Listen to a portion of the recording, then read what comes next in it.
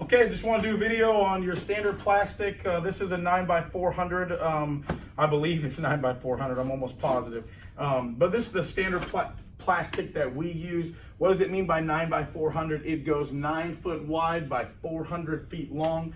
Very rarely do you need the 400 feet, but sometimes you do need to know how wide it'll go. So this is 9x400, meaning that when you're doing a particular process, a lot of times you don't need 20 feet of it because it goes out 9 foot wide. So don't overuse plastic. It's a simple box. It opens up right at the top. It's a little pull tab. You'll have a spot in here. You just grab a little bit of the plastic and pull some of that out. You'll see a starting spot in there soon. There it is right there. So if I'm doing a small area, I might only need that much plastic.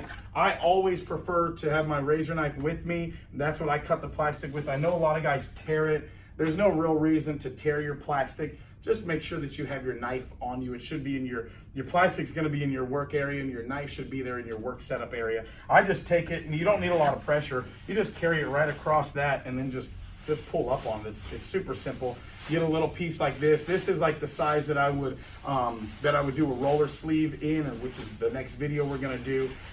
But this literally goes 900 feet long. So if you're doing a bunch of stuff in a room, if you got a bunch of furniture, you just start on one end, a guy runs it out to the other end, another guy cuts, and then you can fold it over. We'll do that in another video, but just simple on what our plastic is that we have standard on our trucks.